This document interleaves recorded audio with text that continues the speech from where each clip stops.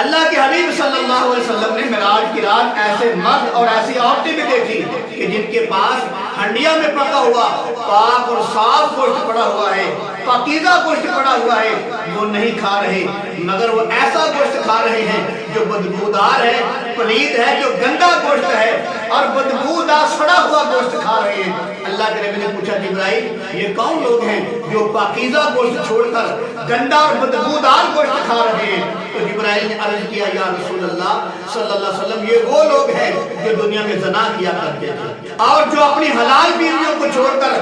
حرام کے پاس جایا کرتے تھے، اور یہ وہ عورتیں ہیں جو اپنے حلال مردوں کو چھوڑ کر حرام کے پاس جایا کرتی تھی۔ تو فرمایا یہ وہ لوگ ہیں جو آج گندا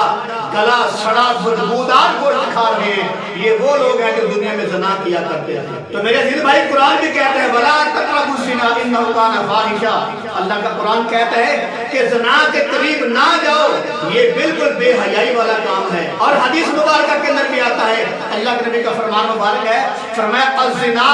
یورث الفقر، فرمایا جو زنا ہے یہ غریبی لاتا ہے۔ تو میرے عزیز بھائی زنا ایک ایسا گناہ ہے کہ جس کی وجہ سے انسان غریب ہو جاتا ہے، انسان کنگال ہو جاتا ہے، اس کا کاروبار ٹھپ ہو جاتا ہے، اس کی فیکٹری کارخانہ بند ہو جاتا ہے، اس کی دکان بند ہو جاتی ہے، جس کی وجہ سے دو خاندان تباہ ہو جاتے ہیں۔ اور زنا ایک ایسا برا عمل ہے جس سے انسان غریب ہو جاتا ہے۔ اور جو فاحشہ عورت ہوتی ہے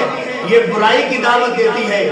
اور جو اپنی بیوی ہوتی ہے یہ نیکی کی دعوت دیتی ہے۔ اور فاحشہ عورت کے پاس جانے کے ساتھ شیطان راضی ہوتا ہے، اور اپنی بیوی کے پاس جانے سے رحمان راضی ہوتا ہے۔ تو اس سے معلوم ہوا کہ جو آدمی زنا کرتا ہے، مرد ہو یا عورت ہو، جو زنا کرتا ہے کل قیامت کو اس کو گندا سڑا ہوا اور بدبودار گوشت دیا جائے گا تو اس کو کھائیں گے، اور لوگ پوچھیں گے یہ کون لوگ ہیں جو گندا گلا ہوا سڑا ہوا بدبودار گوشت کھا رہے ہیں؟ یہ ساری دنیا دیکھے گی، کہا جائے گا یہ وہ لوگ ہیں جو دنیا میں زنا کیا کرتے ہیں۔